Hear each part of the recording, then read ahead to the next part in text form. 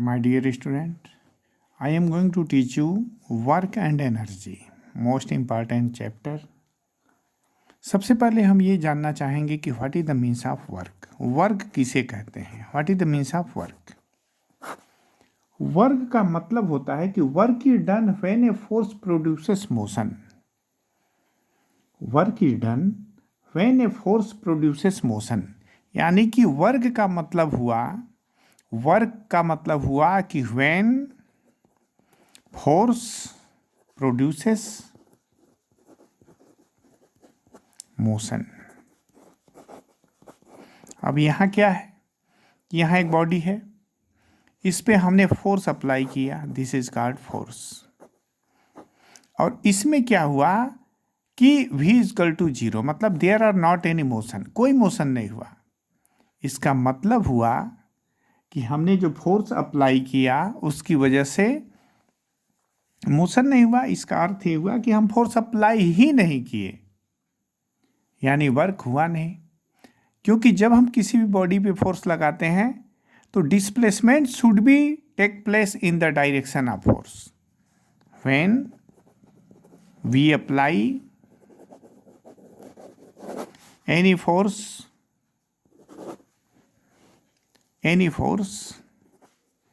upon any body, if displacement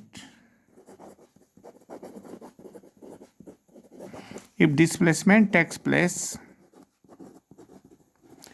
in the direction of force,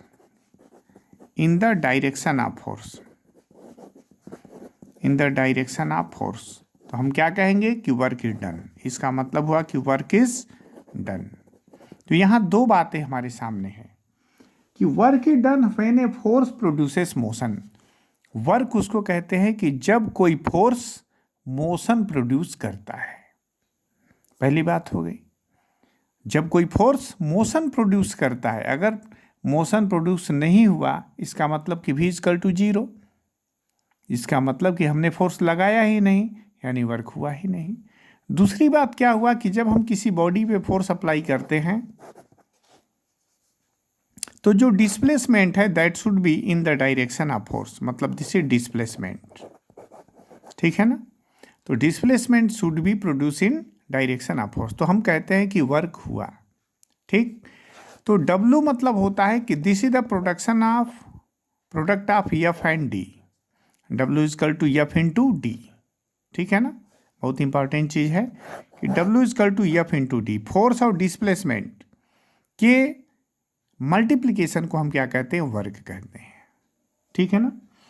और हम जानते हैं कि capacity of doing work is called energy. दोनों एक दूसरे से एकदम जुड़े हुए हैं.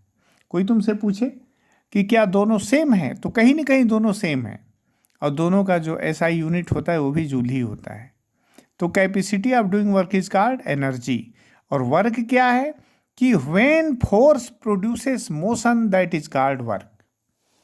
और यहाँ क्या है कि product of F and D gives us work.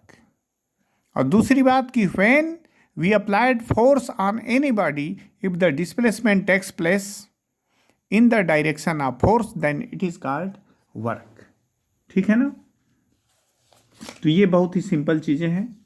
Work को हम डिफाइन किए हैं, है ना? यूनिट ऑफ वर्क क्या होता है? ध्यान देना, यूनिट ऑफ वर्क. यहाँ पे मैं लिख दूं यूनिट ऑफ वर्क.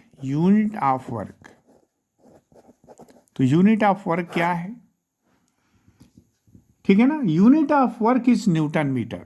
हम क्या कहते हैं? Newton metre. क्यों? क्योंकि W इक्वल टू जब F इंटू D हम लिखेंगे तो F मतलब फोर्स मतलब हो गया न्यूटन, और डिस्प्लेसमेंट हो गया मीटर. तो दिस इज कॉल्ड वर्क का ये यूनिट हो गया न्यूटन मीटर, है ना?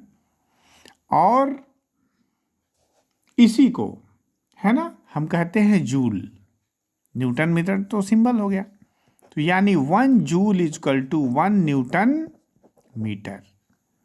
ठीक है ना?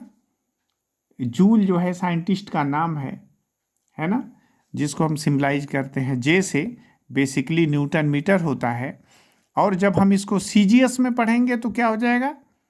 न्यूटन के जगह पे हो जाएगा डाइन और इसकी जगह पे हो जाएगा सेंटीमीटर, तो एम के एस में क्या हो गया, एम के एस मतलब एसआई यूनिट न्यूटन मीटर, और सीजीएस में हो जाएगा ये डाइन सेंटीमीटर, और 1 जूल तो साइंटिस्ट के नाम पे है, ठीक है ना। तो the SI unit of work is joule which is denoted by J, और वर्क की जो स्केलर क्वांटिटी, ध्यान देना, वर्क जो होता है वो वेक्टर नहीं होता है। वेक्टर का मतलब क्या होता है कि ऐसी क्वांटिटी जिसमें मैग्नीट्यूड के साथ डायरेक्शन भी होता है तो उसको वेक्टर कहते हैं, और स्केलर उसको कहते हैं जिसमें सिर्फ क्या होता है, मैग्नीट्यूड होता है।